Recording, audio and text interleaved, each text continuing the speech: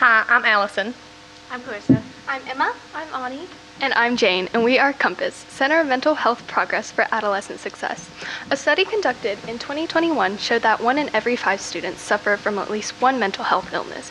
This equates to about 20% of all students. And according to Mental Health America, this number is only continuing to increase. And because of this and the lack of mental health resources for adolescents in Eastern Kentucky, we have created COMPASS. COMPASS will provide many resources and services to aid students as they return to a healthy physical as well as an emotional state of being. And it will be built on Mine 23 in Pike County, Kentucky. So what exactly is COMPASS? COMPASS is an alternative center for 80 students. We offer a variety of services, and one of them is housing equine, as well as outsourcing fruits and vegetables to Eastern Kentucky. And another is just to bring about mental health awareness in Eastern Kentucky. Our main service, as you can tell, is having different therapies. And these different therapies look at the child holistically. We not only want to help the child academically, but we also want to help them live a life holistically through the 5 dimensions of strength. So each of these therapies covers with the 5 dimensions of strength, which is family, physical, emotional, spiritual, and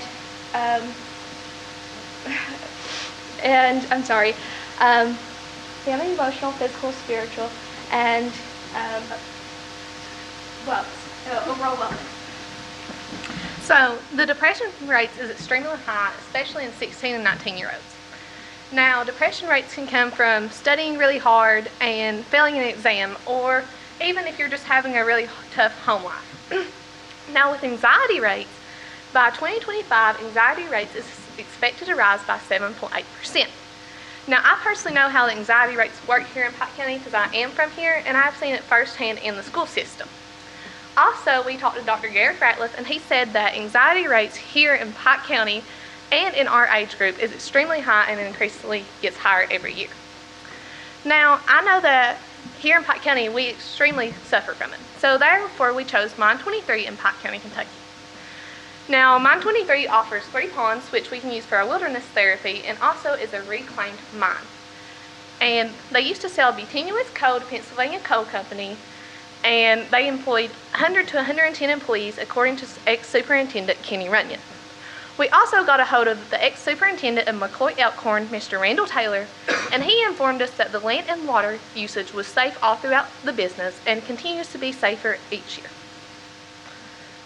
So in addition to our therapies, like Ani said, we are going to offer 2 additional services that serve the Pike County as a whole. We are going to serve fresh produce with our greenhouse, which means we can grow a variety of crops all year round and consistently provide Pike County with fresh, organic, and cheap produce. We are also going to board horses. We are aiming to charge about $550 per horse per month, and we are going to board 10 horses. And we are going to offer a full care boarding experience, which is where this price comes from. So we're going to offer farrier services like horseshoes. We're going to groom them, we're going to socialize them, we're going to allow them to run in the pasture. And additionally, we will not only just market to Pike County School District. We will market to other districts, other people through a website, an Instagram, and a Facebook, all run by our director. So I'm going to go through kind of what our whole campus would look like. We thought a virtual model would really show you guys the enormity of this project. So as you can see, we have a variety of buildings. The main building, the bottom floor, is going to consist of a gym, a kitchen, a couple bathrooms, and a lunchroom. On the top floor, we are going to have a variety of offices for everyone but our specialized psychologists. So your family workshops and your family therapy, so your traditional cognitive behavioral will happen in this building with the head of, the director of psychological development. This is what one of our buildings would look like, one of our specialized buildings. And we're going to house about 10 students per building, as well as the specialized psychologists. For example, our wilderness therapy. There not only will be a classroom in there, but the specialized wilderness psychologist. So like I said, we're going to have a horse barn, which will be about 100 by 40 square feet, and our greenhouse, which will be 30 by 30 square feet, which will allow us to constantly produce. So as you can see, we're going to provide a bunch of jobs as well. Our director is going to be the person over it, and not only are we providing a therapy experience, but a teaching experience, and we want to have a holistic experience with life. So we're going to have 2 career counselors. It's going to make sure our students are college and career ready, and 2 event coordinators, because let's be honest, we all forget to have fun sometimes.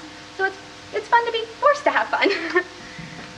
So we are going to have an application process. So the application process will begin about 3 months after the buildings are built and the staff are hired. So this will begin by an initial submission, which will require 2 letters of recommendation. So this will be from your home high school counselor and your primary physician just saying, yes, I know this student and they will benefit from this program. Then they will move on to an interview process held by our director of psychological counseling and a specialized psychologist of their choosing. During this interview, they're going to make sure that you would benefit from this program, you'd be a good fit for this program, and what therapy you would start in our rotation system. So our rotation system is basically we put you in a therapy starting every 2 weeks. You go through and you switch therapies. That way you're getting a really holistic experience with therapy. And who knows, maybe you might pick up a hobby along the way. And then after the interview process, they're going to be selected by our selection committee. And since we are an extension of Pike County Schools, they will need to be rolled into Pike County District and they can come to Compass. So again, we are an extension of Pike County Schools, which means we will allow the students to continue their education. Many experiences with therapy involve having to halt your education in order to better yourself. And we didn't want this for our students. We want them to understand that you can reach out for help and still work on yourself while getting an education. So we're going to employ an online learning program either through Blackboard or Canvas. And the teachers at Pike County School District will set up a learning plan for the student. This will have homework, assignments, projects that's keeping them up to date as if they were a regular student at Pike County. We will also have 8 wellness coaches or student teachers from the University of Pikeville that they've agreed to send us, and they're just going to aid our teachers in any way possible. So we will have 2 different reevaluations, a therapy reevaluation and a student reevaluation. The therapy reevaluations occur every 6 months, and it's like, are we implementing this in the best way possible for our students? Because we always want to be the best possible selves. And then we will have student reevaluations that will occur at the end of their rotation. So basically this is just saying, has our program helped you? Did one therapy really help with your experience? Do you need to continue? Or do you need to be sent back to Pike County? Or do we need to make a medical referral to a different facility? So with our competitive advantage, we found that Turning Winds in Lexington, Kentucky was our closest one. Now Turning Winds is a good 2 to 3 hour drive from Pike County. So that is not really convenient for our adolescents of Pike County with the transportation issue, and they would have to go and they'd have to stay. Now Turning Winds is an in-house facility where you take and you drop your kid off and they have to stay the whole entire time. Whereas Compass, it would be just like a normal school day, so you can go back home to your family that night. Also, Turning Winds only offers really like 2 types of therapies, whereas Compass offers 8, so it offers a more wide variety of therapies for mental health in adolescents. To set ourselves up with only competing not only with competitors, but also for our long-term longevity, we have set ourselves strengths, weaknesses, opportunities, and threats. So our biggest 2 strengths that come out of Compass is that we're such a small community that we can create individual learning plans for each and every student. Therefore, students are getting the success and healing at a quicker and more effective rate. Also, we service the whole community, not just the parents and the students. So we're supporting everyone who gets produce, everyone who needs a horse boarded. We also have the biggest opportunity is to expand later on, as said, like by the anxiety rates that are going up. So we're going to need to expand not only statewide, but even like countrywide.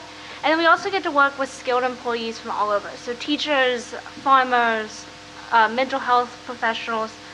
Our biggest weakness that can come to the community is the mental health stigma that we're facing in Pike County. So are we going to be able to have the students that need to come to our program actually enroll in the program? Or will that stigma push them away? And then we also have the threat, which is 2 main parts. So one is that we are partnering with an already established Pike County School District, so we have to keep up that symbiotic relationship with them, as well as that we are a medical facility and a school, which run 2 fine lines of jurisdiction in the law, and that leaves very little wiggle room for ourselves, as well as some of those laws coincide, so it'll be a little difficult to navigate. And then our biggest red tape that we're coming across is money.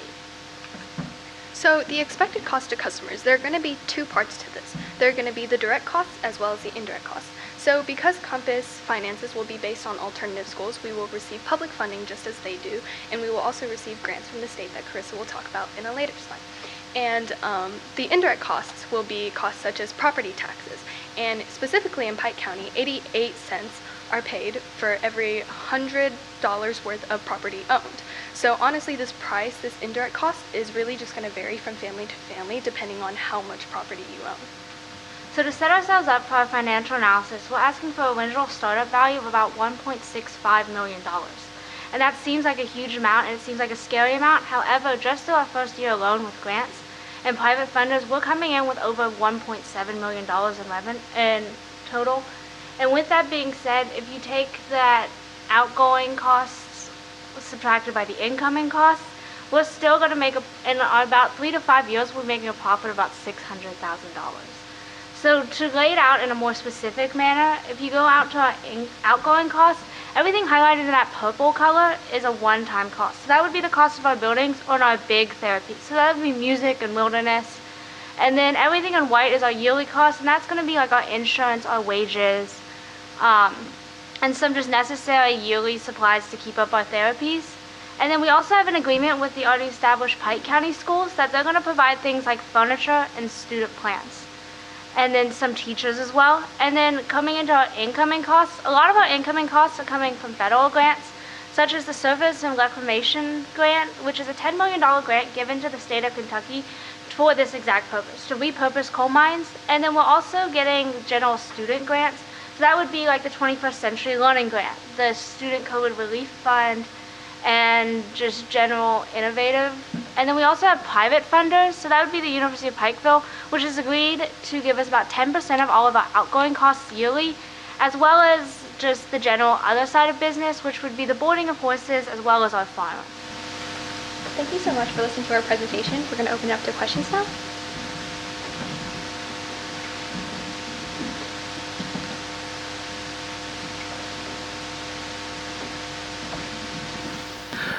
You know, you said you were from Pike County. Yes. Yes, and I was just looking at the number of high schools in Pike County, and you're located, you know, on the north end of Pike County. Yes. And, you know, if you're coming from, you know, the other side of Elkhorn City or all the way, I can't remember all the communities, or, you know, all the way outside Belfry or Phelps, you know, you're looking still at an hour and a half, you know, hour and 30 minutes to get to the school.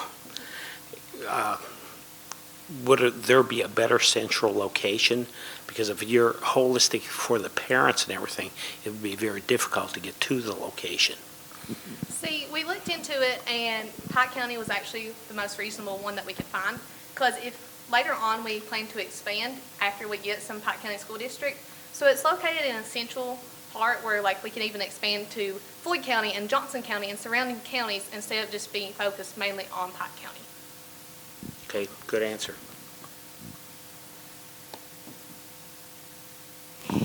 And I think this is a follow-up question. Transportation for the students, will they be part of the school system bus, or will transportation be Correct. provided? So if you slide back to those agreements that we've been made with Pike County Schools has agreed to provide things such as transportation and lunch for students.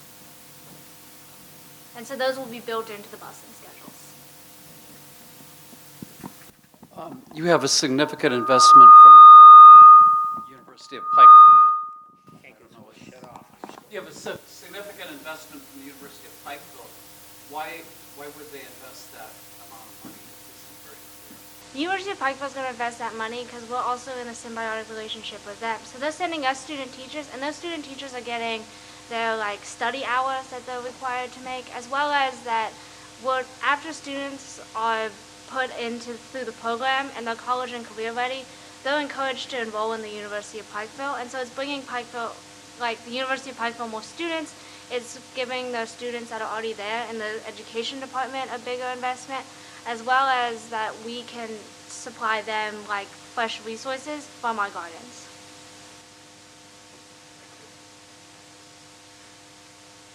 Okay. So to start, you said there were 80 slots. Where did you guys come up with that base number for the number of students that you would serve in your first year? So we took, there's 5 different high schools in Pike County, and we tried to come up with a good amount for each therapist can actually have a one-on-one experience with each student instead of having like 20 to 30 like your normal high school class would have. it gives a better one-on-one. So we just took 80 and we divided it into 5, and it gives 16 students from each high school. But if we do not get 16 applications from one high school, then they will be filler spots. So for example, if we had Pike Central give us 10 applications and then Phelps give us 20, then we will work together to figure out who needs to really come and fill those spots. Additionally, where we do have 8 therapies, we really wanted that one-on-one experience to even be with the teacher. So we're just doing 10 students per therapy. That way they get the best experience out of the therapy and the best experience out of the teacher.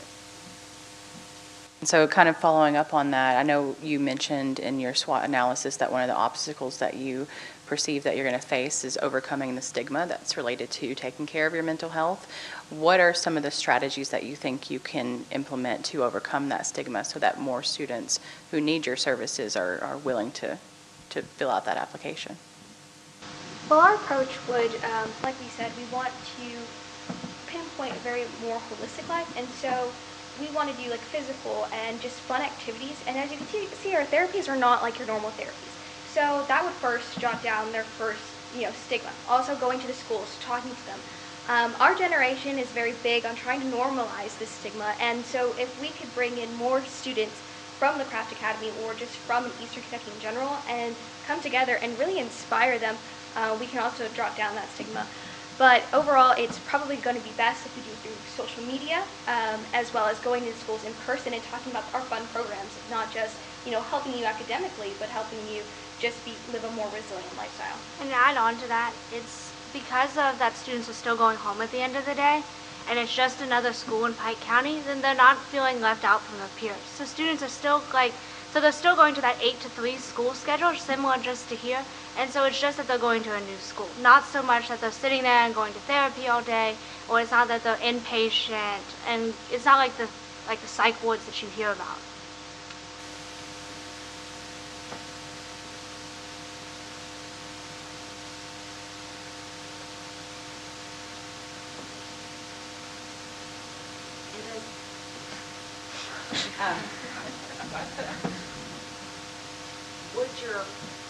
I know this is kind of a combination of a school and therapy. Does health insurance pay for any of the cost, or is that the cost of the services going through the school system? I talked to a doctor and he said, yeah, we could do insurance, but we decided not to with all of the public funding that we're getting. We also think it would give kind of like the wrong idea, because we are a relatively free program. We are being funded by like seat funding and the property taxes and our horse boarding and our gardening. So we thought it would give like kind of the wrong impression that you have to pay. And we also didn't want insurance to be a stopping block, because I'm from Eastern Kentucky and I know tons of people who they can't afford insurance. So we really didn't want that to be something that stopped people from coming. I would like to add, whenever I talked about the expected costs and Carissa talked about that, they are receiving public funding from public schools, like the government, and grants and everything. So kind of having insurance cover some of that cost would be more towards private funding, and we're trying to lean away from that and follow the public funding system. We're also worried that, because when I laid out all the grants that we're applying for, we're also worried that getting an insurance will kind of alter some of those grants, because sometimes with those grants you have to be under a certain income level, and or for students at my school, that if students would want free lunch like we want to provide them, then they have to fall under a certain income level, and then we want to provide that to all students no matter if they can afford insurance or not. So I know you talked a little bit about your partnerships with a few different entities, and I guess the question I have, and I think how to best phrase it, do you foresee an opportunity to offer programming at some of those home schools, maybe for students who aren't at the level that they would need to come to your facility every day, but as a preventative measure to help alleviate maybe some of the, I guess, more normal mental health anxiety concerns that maybe day-to-day students are. I think that as we grow in our phases, because this is like phase 1, just having that one central campus and everything happen there. And I think that's phase 1. But as we go in our phases, as we train more student teachers, we're hoping that they want to come back to us and as we're giving to them, they want to give back to us.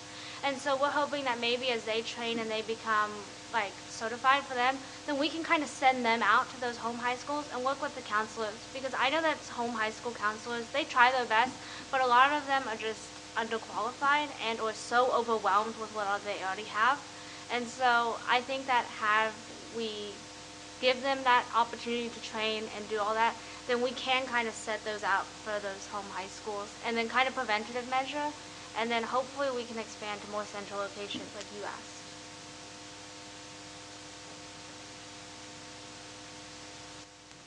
You know, most high schools right now have alternative schools, and this will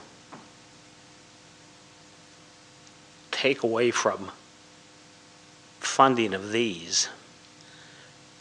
How do you feel you will address that with the school system? Because all your grants, you're very optimistic about your grants, because, you know, even with grants, you likely will probably get 50–60% of it, you know, if you do real well.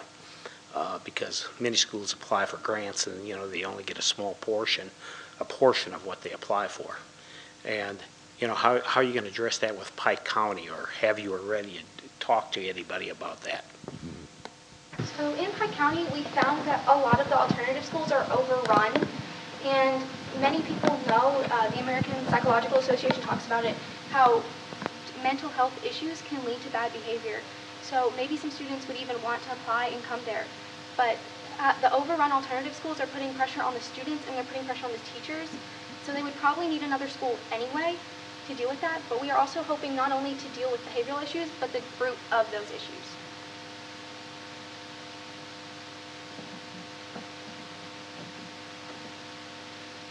Many entrepreneurs have their ideas are rooted in profound personal stories.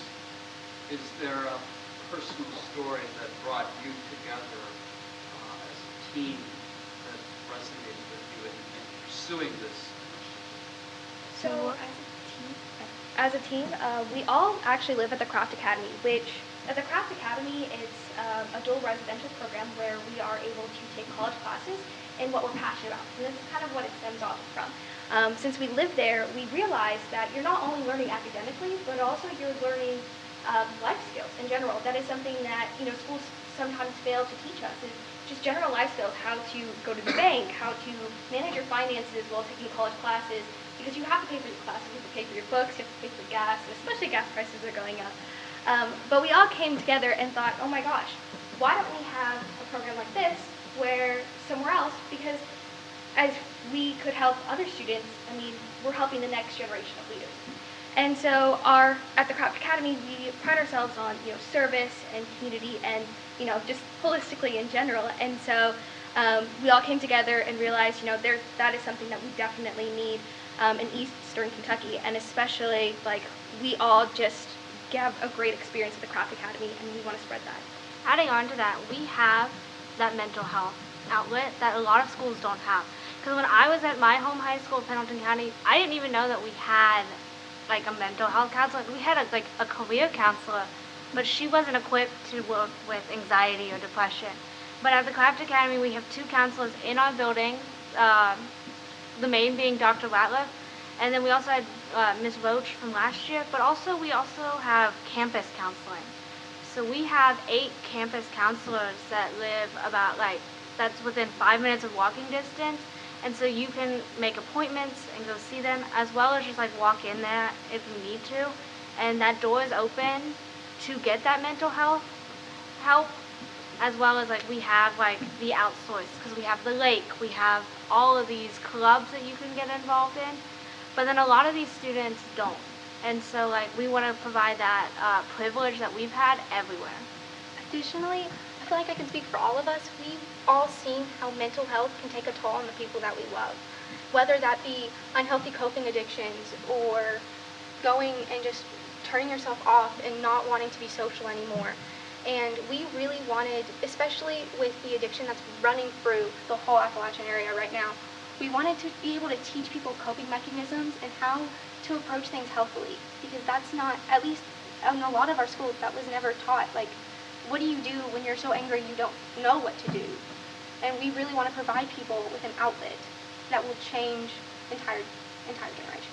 I think another thing we considered is at Craft Academy we have certain requirements that we have to fulfill. So like we have to take certain STEM electives or STEM X electives, and it's just like there are all these courses and all these clubs and everything that kind of take a different approach to our life, and I think that's something that we really wanted to emphasize in our services and our therapies, and have our therapies all come together to teach the students something different.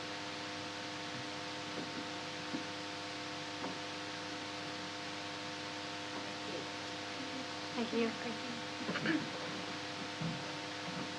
if you will go back to your virtual model, or the different scoring rubric for that, and just go through that and give the judge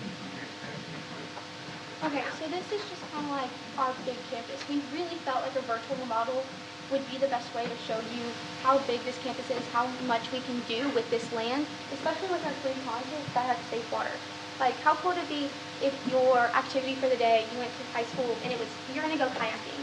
Like, that not only works, I talked to Dr. Willems, which is a doctor up in Virginia, and he was like, people always forget about the physical aspect of mental health, so we really wanted to emphasize that here. And these are our specialized therapies. And then this is our first floor. You guys remember like the fold-up chairs from elementary school? We would just be like, we would have a gym lunchroom all in one. So you're getting tons of physical activity and good food as well. And then here would be our upstairs of that building. These two small rooms right there would just be where the family counseling and family workshops would be. Those don't necessarily involve the family. It's mostly coping mechanisms, talking you through things.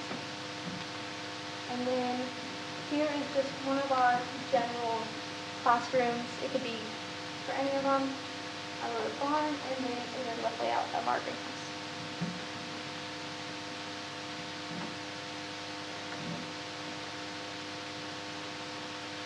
And what's attractive about the site that's compelling? Well, the site is already cleared off, basically. There's already a large opening. It also has 3 safe water ponds. And again, we really want to emphasize getting outside in that physical aspect.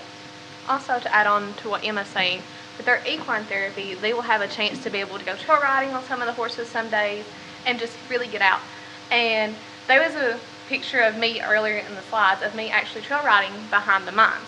So this is a really good site for them to go back behind the mines and just ride around a little bit, because it's pretty much safe. Like, it's like a gravel road leading up to it, so there's no really mountains or any treacherous tracks that they have to go up to, so the students would not be in any danger with the roads. And you have a gardening plan with this program. Is the ground, how suitable is the ground for that? So I actually went and talked to Dr. Joey Collins, and he's part of the Pike County Board, and I asked him, I was like, so what's something that we can grow?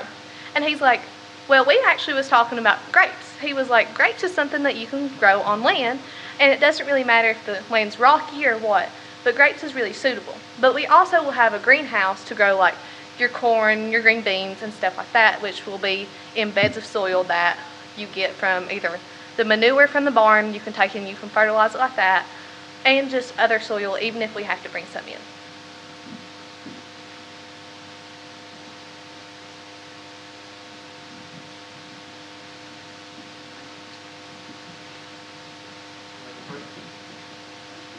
Good, thank you all very much. Thank you. Thank you.